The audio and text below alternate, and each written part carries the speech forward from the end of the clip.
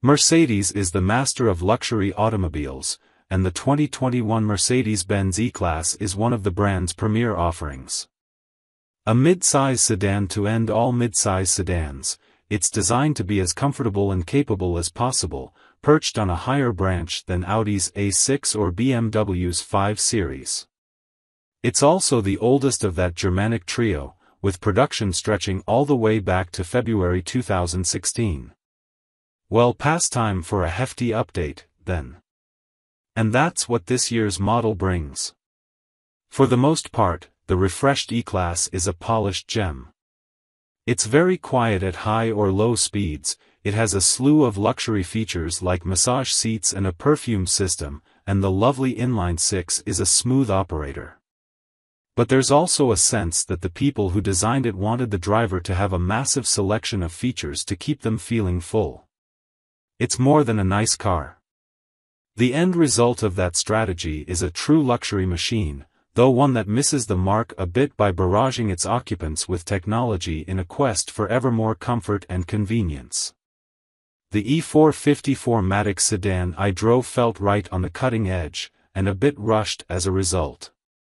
2021 Mercedes E450, by the numbers. Base price, as tested $55,300, $81,950. Powertrain, 3.0-liter turbocharged mild hybrid straight 6 9-speed automatic all-wheel drive. Horsepower, 362 at 5,500 to 6,100 RPM. Torque, 369 lb-ft at 1,600 to 4,500 RPM. Curb weight, 4,222 pounds. 0 to 60 miles per hour, 4.9 seconds. EPA fuel economy, 23 city 30 highway 26 combined. Quick take, an impressive luxury machine with bugs that need swatting. All the car you'll ever need. This latest, W213 E-Class debuted in 2017. It's roughly the same size as the old W212 car but has a ton more modern technology and convenience features. After 3 years on the market, it was facelifted in 2021, and that's the car I drove here. The refreshed W213 gets updated headlights, bumpers, taillights and other important changes like a whole new infotainment system, however also in the mix is some new mechanical hardware, a mild hybrid straight-six engine.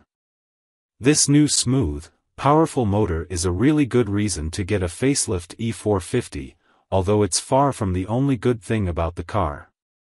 On paper, the E450 makes a lot of sense, even in the face of the SUV onslaught. It has comfortable seating for 4 and 5 in a pinch. It has weather-beating all-wheel drive, a big trunk, and despite its interior roominess and road-hugging curb weight, it managed 30 miles per gallon on the highway even while packing a more than adequate 362 horsepower. That's more than 100 HP more than the E350, but it still gets nearly exactly the same fuel economy as the lower trim car, an extra mpg around town, in fact.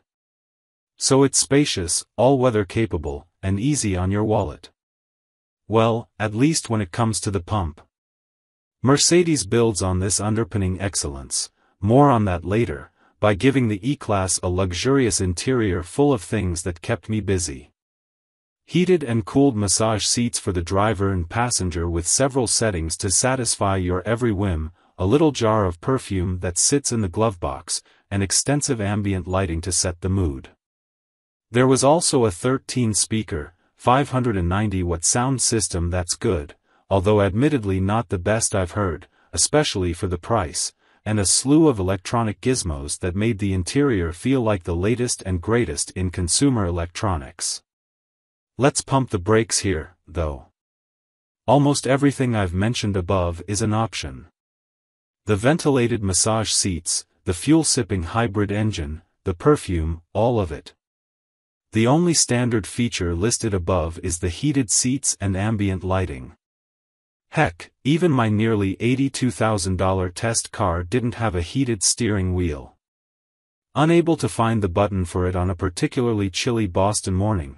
This thing is 80 grand, I'm just an idiot and can't find the button, I asked the, very good and $200, Mercedes voice command system to turn it on for me. It heard what I said and began to respond, I'm sorry. Oh, I'll have to repeat myself, that's frustrating. This vehicle is not equipped with a heated steering wheel. I didn't really know that to think after hearing that. The vehicle even had optional heated armrests, but not a heated steering wheel. I carried on with cold hands and a sense of bewilderment at the technology around me. Gradually, that sense of being overwhelmed began to grow, particularly when it came to the suite of driver assists. This was strange because the E450, at its core, is built for cruising long stretches of highway.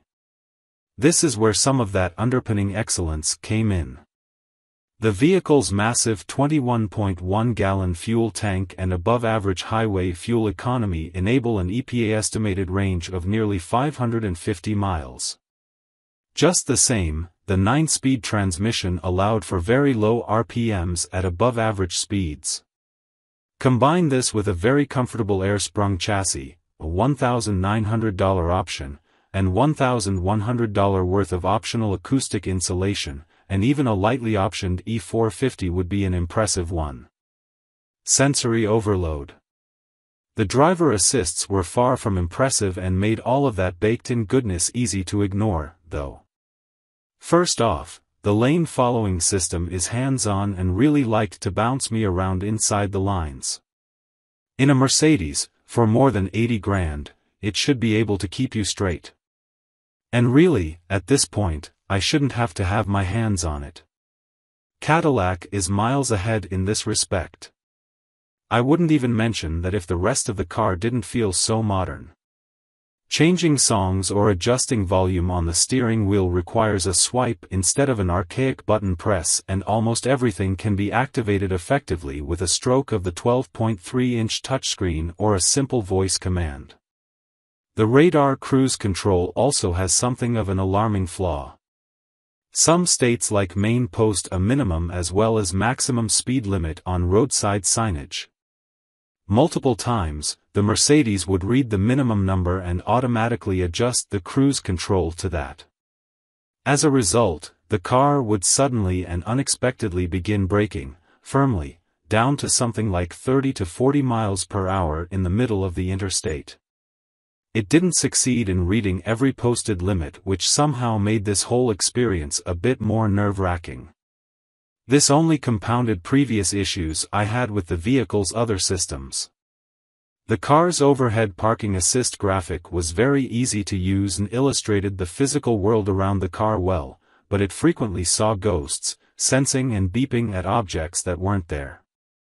Just the same, if there's debris on any of the sensors, the car has no logic to recognize that. When I was going under something like 15 miles per hour, the car would beep constantly if there was ice, snow, anything obscuring the sensors. That was very easy to shut off thanks to the excellent voice command system, another point for that $200 option, but still annoying and something I had to remember to turn back on. All of these features quickly became a nuisance and stood directly in the face of a basic platform that seemed solid like a rock. The engine performed admirably, if not sounding incredible in the process, and the interior was well designed with a massive shield above the touchscreen so there was never glare on it.